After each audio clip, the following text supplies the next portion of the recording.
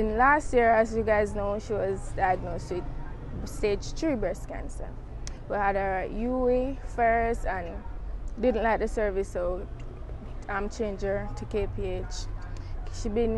So we had to do this for 1 year. Recently we found out it spread liver, lungs, kidney, the next breast and the bone under the breast. So, and they're stage 4 now. Each time she come here, them keep her for the most probably 3 days and then them send her home back. Today, the multiple times, hours a night, we have to jump up to bring her back at the hospital because the breast are bleed non-stop. Can full 3, 4, 5 towels. Today, she came to do dressing on the breast, and as she came home, we had to rush her back to the hospital because she had gap, like she can't breathe properly. When mommy bring her to the hospital, we called and we were told that them not have no oxygen, which was she did. And no port another year for assist with bringing her to them, send her for do an X-ray, no port another year for assist. So mommy if I push her through the hospital and I ask which part the X-ray section there. Backtrack a little bit. When she did admit one at a time, a nurse told her, I came to visit, and as me reach her bedside, and she tell me, say, a nurse told her that she can get her attitude any day, anytime. She cry, because no, she cry easily.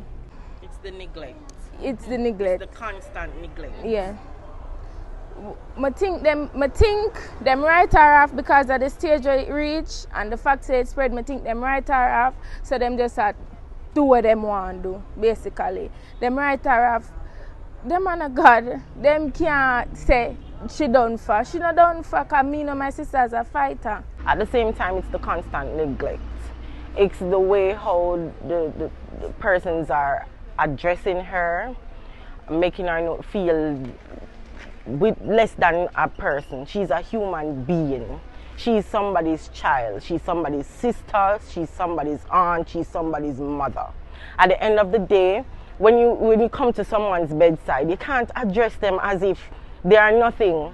You are administering medication to a patient. You must let them feel comfortable no matter what the situation they're going through. No matter how bad your day is, your patient now is your priority. Now it's the constant neglect. I've spoken to someone in patient services and for them to address this matter.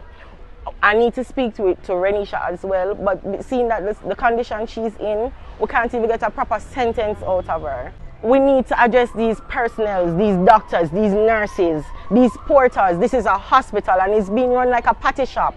Nobody here wants us to know that our family members is being kicked to the curb because of what? Because we are trying to assist our family member based on we want the best care for anyone, anybody, ourselves, our children, our brothers, our sisters. But me I fight because she asked me to fight with her. And if she not see me or if she not hear from me, she go call me to make sure I'm alright. And because I don't want she call me at no point and hear me I cry or anything, I try my best to keep strong. Most definitely, she will get better care, yeah, because for them cancer thing overseas, like it more advanced, so we know it's going to be much better care overseas.